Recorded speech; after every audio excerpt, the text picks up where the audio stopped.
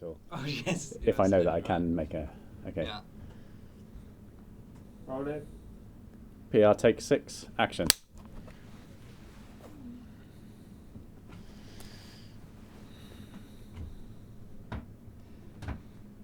Doug, thank you very much for attending the Jewel Vulcan's interview sessions for Cast. How did you hear about the lead role of the film? I read about it on several casting sites for about Jewel of the Balkans on several... I'll start again. I read about... I mentioned the year also. Okay, it was this year. Was it? Yeah. Okay. I found... 2013. 2013, yeah, okay. I found out about Jewel of the Balkans in 2013, that's this year, through several casting websites, and I applied on one of them, and I got called up for an audition, I think I was conflicted between the lead role and one of the Seamus's role, actually, the Irish who kidnaps the lead, and I think possibly the first audition I did both roles, and then from there I was called up again after that first audition. What were your expectations about the film? I think that the early drafts we had an idea, or I had an idea of the characters, but the actual script was getting sort of updated in those first few months, so we were more going on kind of ideas and improvisations than concrete concrete scripts, but I thought that it was a novel idea which explored a real and currently relevant social issue, so I was interested. Tell me about your character in the film. My character is called Radu, and he is of... there's a little bit of backstory which is possibly unmentioned, but essentially the audience knows that he's a journalist, or someone who is in training to be a journalist. And he's particularly interested in investigative style of journalism. I think that he throughout the film, what we know about Radu is through, more than anything, his actions, how we see him responding to situations. He's possibly not the most conversational kind of guy, but he has quite a sort of driven ethic towards getting a story even under quite intense situations or difficult situations. What was it like working with the cast, with the other cast in the film? Well, I met a few people through auditions, and I knew Irina a few weeks before filming, and we got along, so I thought I had an idea of what it would be like to work with her. Of Sokol, I didn't know too much about him, other than that he would sort of be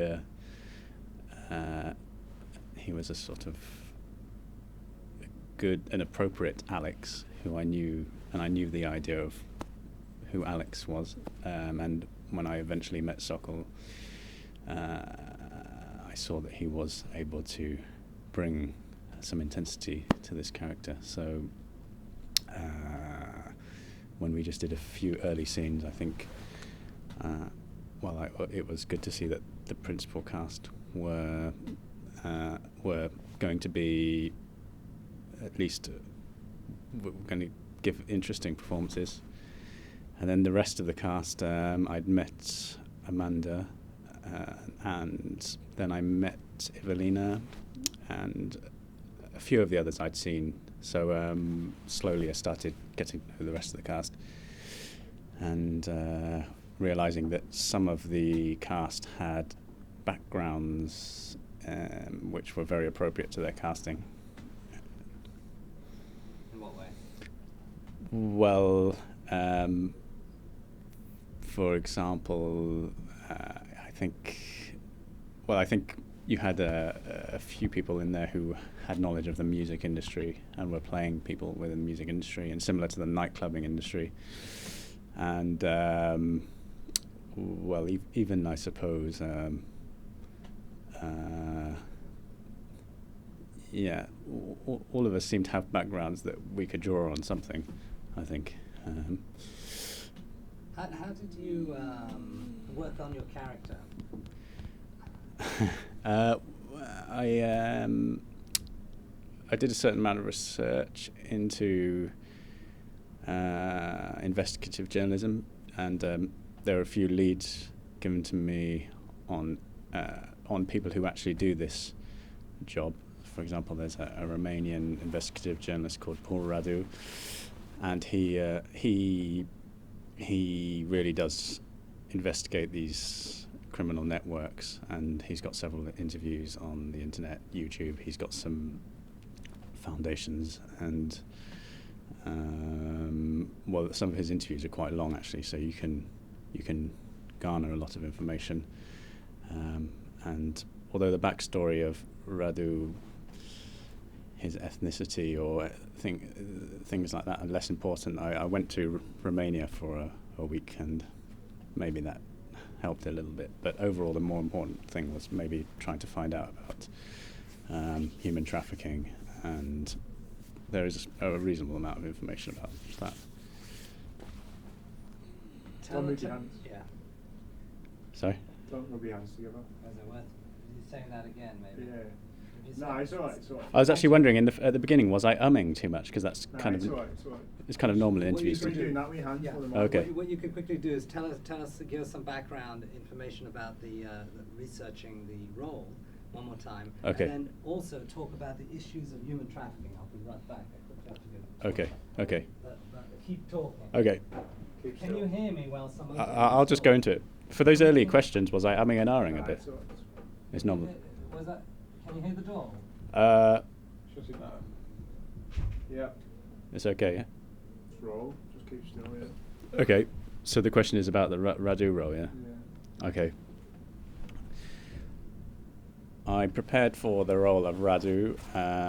Well, firstly, there's some background about his ethnicity, which wasn't so important in the final edit, but I did go to Eastern Europe, to Romania, to get an idea of that. But more importantly, I looked into investigative journalism. In particular, I was given some links to various sites. I'll do that again. You hit the mic. What's that? You hit the mic. Did I? Oh, fuck. Right now, I'll move the microphone. Keep not keep on. What, proper knocked it? Yeah. I'm moving around too much. Keep still, yeah. God, I don't like staying still. Lunatic, man. Doug's smashing up the fucking. Alright, just keep still, hang on. Let's shut the camera, see if the mic's not in. That should be alright. Oh, I could bring that on mic. The closer to your voice, the better, do you know what I mean? Mm.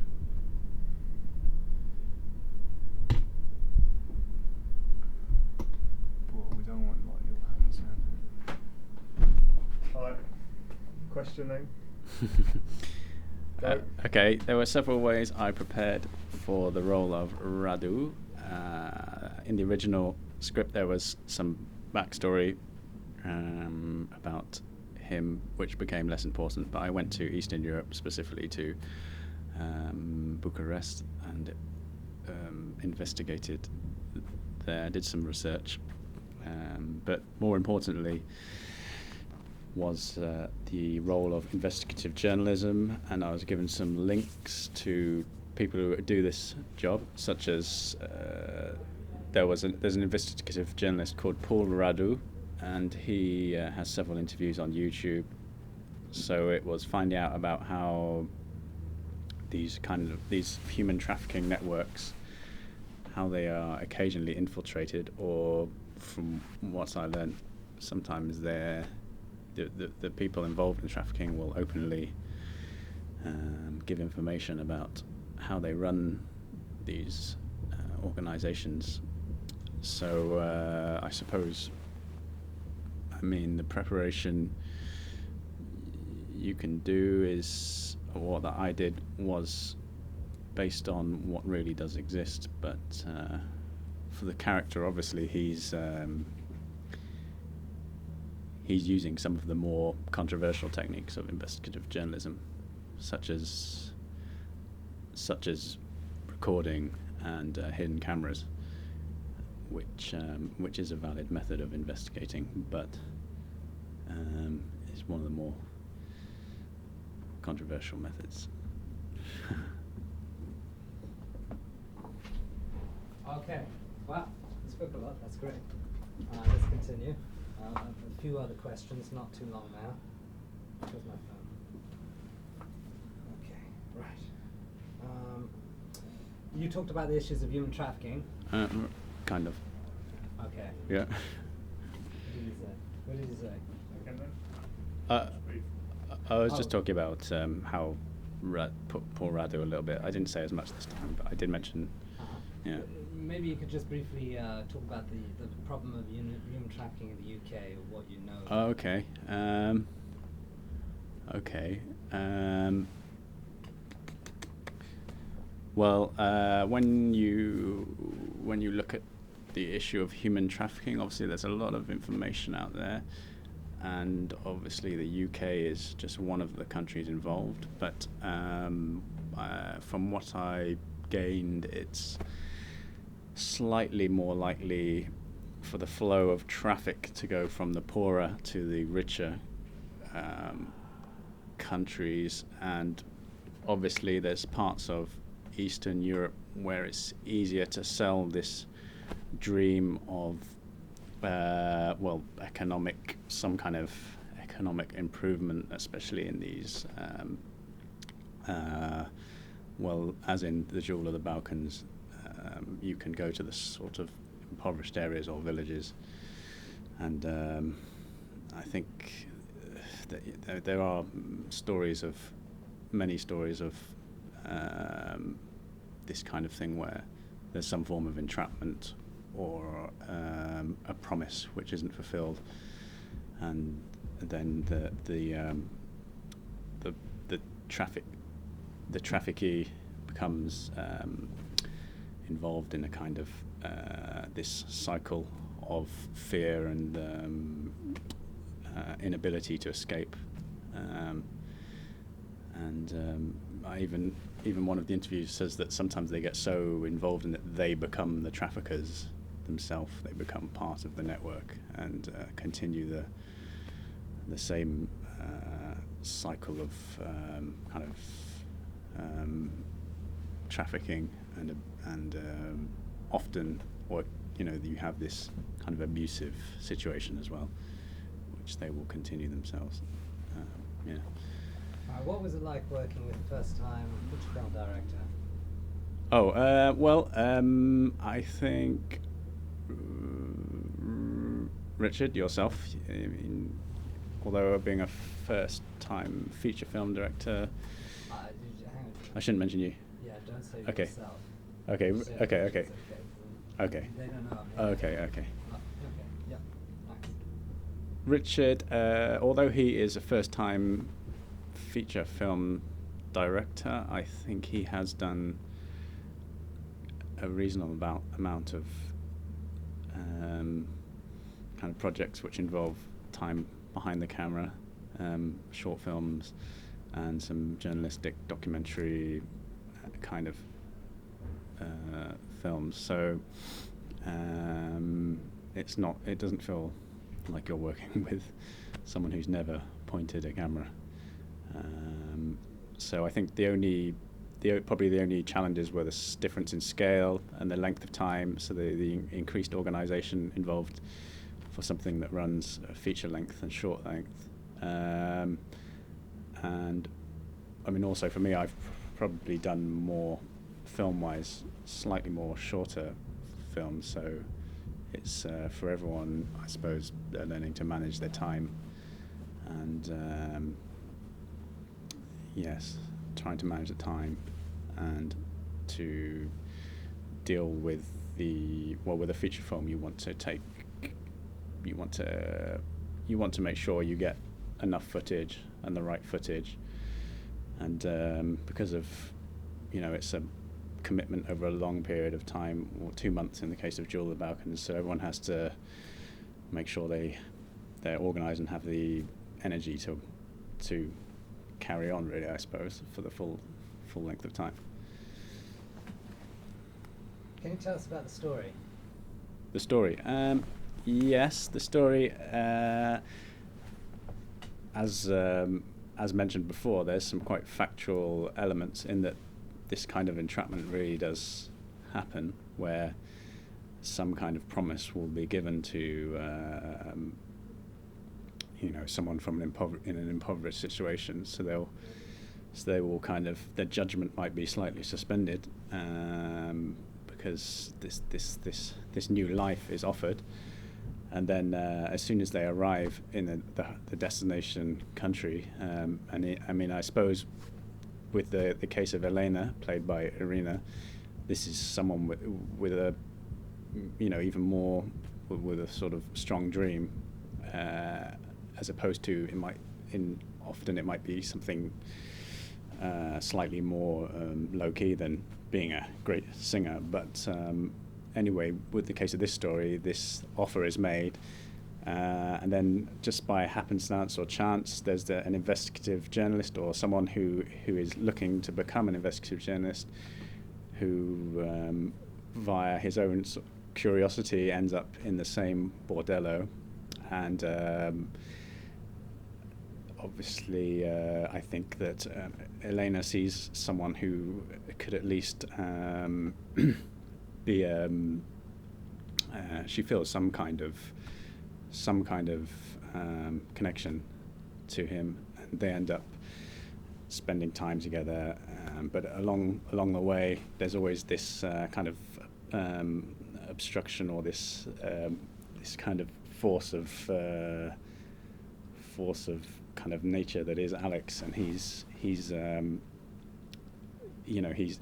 represents her, the actual life that she's ended up with, rather than this dream life, and all the way through there's people trying to help her, sort of pull her towards the dream, whereas she's obviously in this nightmare situation.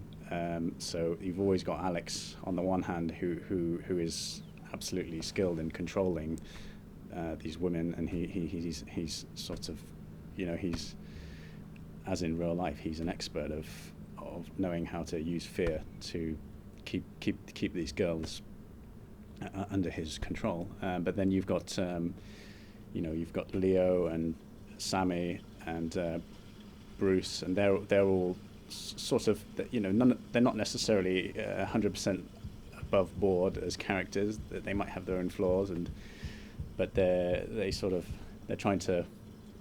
see Elena's talents, and I think Radu is the kind of quiet force of kind of, he's trying to get under things to try to completely transform the situation for Elena, who is, by the as things go on, I think he's becoming fond of her, but also to try to uncover this whole thing for the sake of his discipline of investigative journalism, and obviously there's something in it for him as well, because he will have a career boost. So what he's doing is, I'm sure it's partly altruistic, but he's also getting something from it. So he's one of the few characters that are, yes, he's one of the good guys, I guess. Adjust the microphone a tiny bit. It's more towards. Let's see. Yeah. Is that right? Is that better? Okay. All right. It's worse now.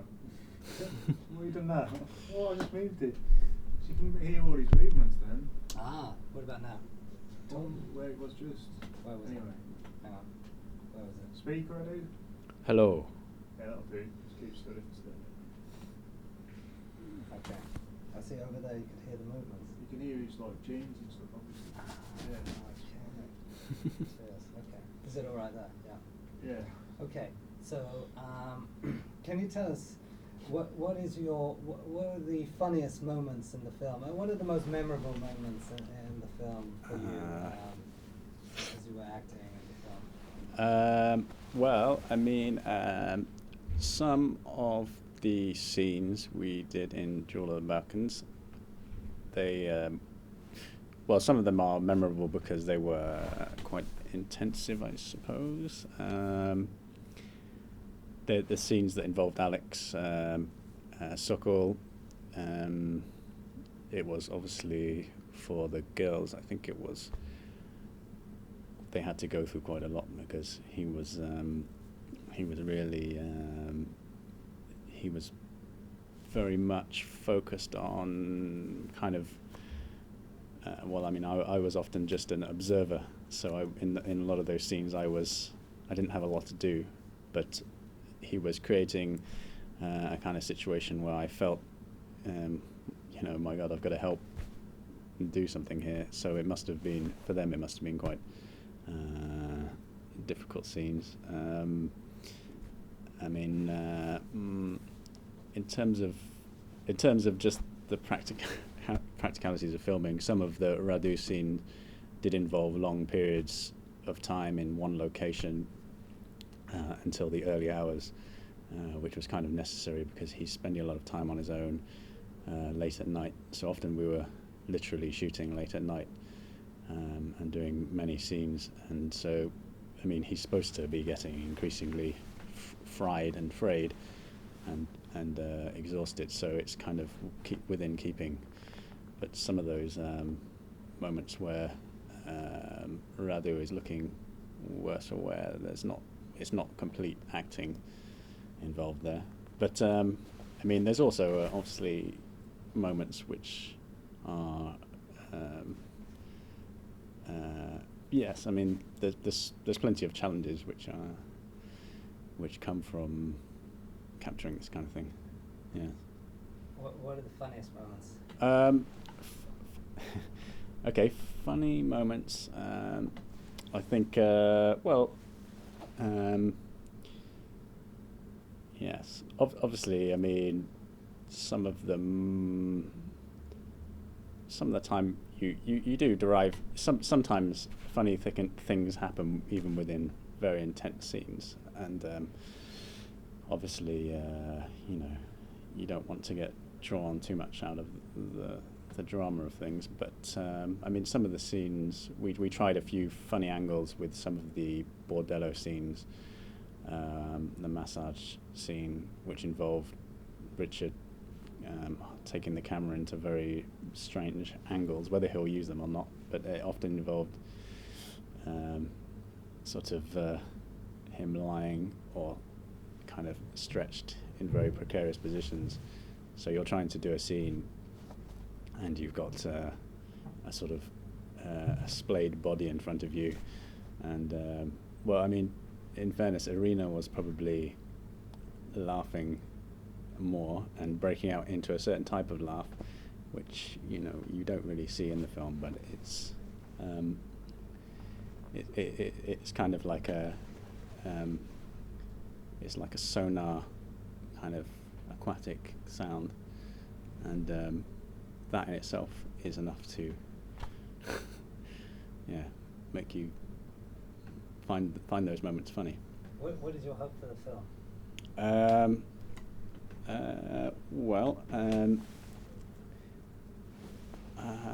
I suppose obviously you get nervous about your own performance, probably normal, so I don't know whether, obviously, firstly you want not firstly, but you want some kind of personal satisfaction to see that you've done a good job and done justice to the script or the idea of trafficking. I suppose you always would like there to be some form of message, or that you can move people with a story, probably with any film. Obviously not all films are about that, but that would always be nice. I suppose to create something that's entertaining or interesting is not a bad thing. But Yeah, I mean, I like the idea of a film that's relevant and has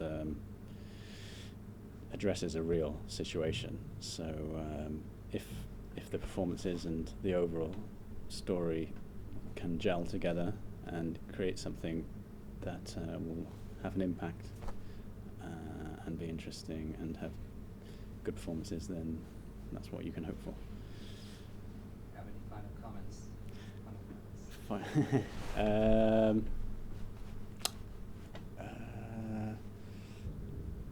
Nope, just that I hope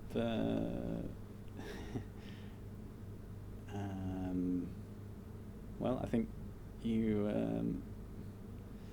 difficult final comments. Well, it's been good to work on a production that tries to cover a topic that is a little bit maybe misunderstood, or it's not the usual subject of film, and also to have everyone be working together in a very enthusiastic way. And I think you learn a lot always from this kind of thing, and obviously, hopefully, there'll be a product, or there'll be something, a film that we can all be proud of, and at the same time will be interesting for people, and then will show people something they've not quite not seen before, and will make people ask questions and think about this topic.